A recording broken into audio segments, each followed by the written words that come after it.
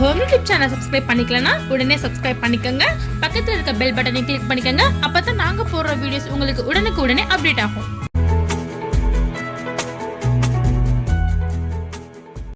Hello viewers, வணக்கம்.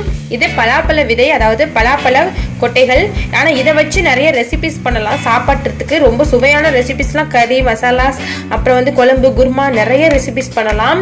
அதுக்கு சில ப்ரொசீஜர்ஸ்லாம் இருக்குது. ஏன்னா அந்த சீடை க்ளீன் பண்ணணும், வேக வைக்கணும், அதெல்லாம் பண்ணணும்.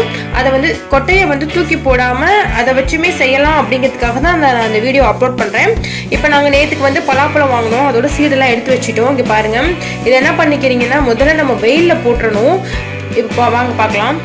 இப்போ நான் வெயிலில் போட்டுறேன். இங்கே பாருங்கள், இப்போ அது நல்லா வெயிலில் நல்லா பரவலாக சுருள் அடிக்கிற வெயிலில் போட்டுருங்க.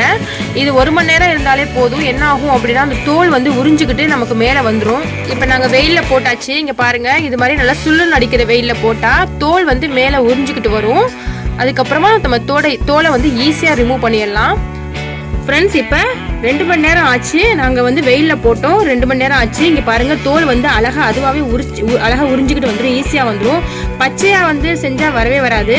ஸோ 2 மணி நேரம் கழிச்சு வெயிலில் போட்டால் இங்கே பாருங்கள் அழகாக உறிஞ்சிட்டு வருது. பார்த்தீங்களா? இது மாதிரி எல்லாத்தையும் உரிச்சு வச்சுக்கோங்க. இங்கே பாருங்கள், இது மாதிரி நான் உரிச்சு வச்சுக்கிட்டேன். இப்போ நம்ம தோலை உரிச்சதோட நம்ம தண்ணியில் போட்டுடலாம். தண்ணியில் போட்டு திரும்ப 1 மணி நேரம் ஊறணும். ஏன்னா அந்த ப்ரௌன் கலரில் இருக்குது பார்த்தீங்களா, அந்த தோலும் நல்லா நீங்கணும். ஸோ தண்ணியில் போட்டுடணும். இது மாதிரி தோலை உரிச்சதோட இப்போ தண்ணியில் நம்ம போட்டுடலாம். இப்போ நான் தண்ணியில் போட்டுட்டேன். இப்போ நம்ம வச்சுருக்க எல்லா பலா கொட்டைகளுக்கும் எவ்வளோ வச்சுருக்கோமோ எல்லாத்தையுமே போட்டு ஒரு மணி நேரம் ஊற வைங்க. ஊற வச்சதுக்கப்புறம் பார்ப்போம். இப்போ நம்ம எல்லாத்தையுமே ஊற போட்டுக்கலாம். ஊற போட்டு 2 மணி நேரம் கழித்து பார்க்கலாம். இப்போ 2 மணி நேரம் ஆயிடுச்சு. இங்கே பாருங்கள், 2 மணி நேரம். இப்போ அந்த ப்ரௌன் கலரில் இருக்க தோல் அழகாக கத்தியை வச்சு சீச்சா வந்துடும்.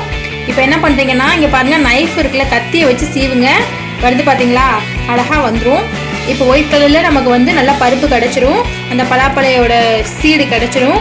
இதை நம்ம இப்போ என்ன பண்ணணும், வாஷ் பண்ணிவிட்டு சும்மா தண்ணியிலே போட்டு வாஷ் பண்ணிவிட்டு நம்ம கிரேவி பண்ணுறதுக்கு மட்டன் கறியில் போட்டு மிக்ஸ் பண்ணிக்கலாம். அதுக்கப்புறம் கோழி கறியில் போட்டு மிக்ஸ் பண்ணிக்கலாம். குருமா வச்சுக்கலாம், பருப்பு குழம்புல போடலாம், எல்லாத்துலேயுமே போட்டு செய்யலாம். நான் பலாக்கொட்டையில் என்னென்ன ரெசிபிஸ் செய்ய முடியுமோ நான் எல்லாத்தையுமே உங்களுக்கு நான் ஹோம் யூடியூப் சேனலில் வீடியோவில் அப்லோட் பண்ணுறேன். இது மாதிரி பலாக்கொட்டையை வேஸ்ட் பண்ணாமல் செஞ்சு வச்சுக்கோங்க. நீங்கள் ஃப்ரிட்ஜில் கூட வச்சுக்கலாம். இது மாதிரி எடுத்துகிட்டு ஃப்ரிட்ஜில் வச்சு ஒரு 2 நாள் நம்ம யூஸ் பண்ணிக்கலாம். இது மாதிரி ரெசிபிஸ் செய்யலாம். அப்படி வேஸ்ட் பண்ணாமல் ரெசிபிஸ் செய்யலாங்கிறதுக்காக தான் இந்த வீடியோ நாங்கள் அப்லோட் பண்ணுறோம். இங்கே பாருங்கள், சுத்தமாகிருச்சு. இப்போ அது மாதிரி சீடை எடுத்து வச்சுருங்க. இது மாதிரி எல்லாத்தையுமே தோலை ரிமூவ் பண்ணிவிட்டு சீடை நீங்கள் எடுத்து வச்சுக்கோங்க. ஓகேங்களா? ரொம்ப டேஸ்ட்டாக இருக்கும். மசாலா கறியெல்லாம் செய்கிறதுக்கு மட்டனில் செய்கிறதுக்குலாம் 1 விசிலுக்கு வச்சாலே போதும், நல்லா சாஃப்டாக வெந்துடும். சாப்பிட்றதுக்கு ரொம்ப சுவையாக இருக்கும். இது யாருக்குமே மோஸ்ட்லி தெரிஞ்சிருக்காது. செஞ்சு பாருங்கள், ரொம்ப சுவையாக இருக்கும். இது மாதிரி எல்லாத்தையுமே எடுத்து வச்சுக்கோங்க. ஓகேங்களா? இப்படி தான் அந்த ப்ரௌன் கலர் இதை நல்லா தோலை சீச்சிருங்க. அவ்வளோதான், செஞ்சு பாருங்கள், ரொம்ப சுவையாக இருக்கும். ஓகேங்களா? வேஸ்ட் பண்ணாமல் செஞ்சு பாருங்கள். இந்த வீடியோ பிடிச்சிருந்துச்சுன்னா எங்கள் சேனலுக்கு சப்ஸ்கிரைப் செய்யுங்க. தேங்க்யூ.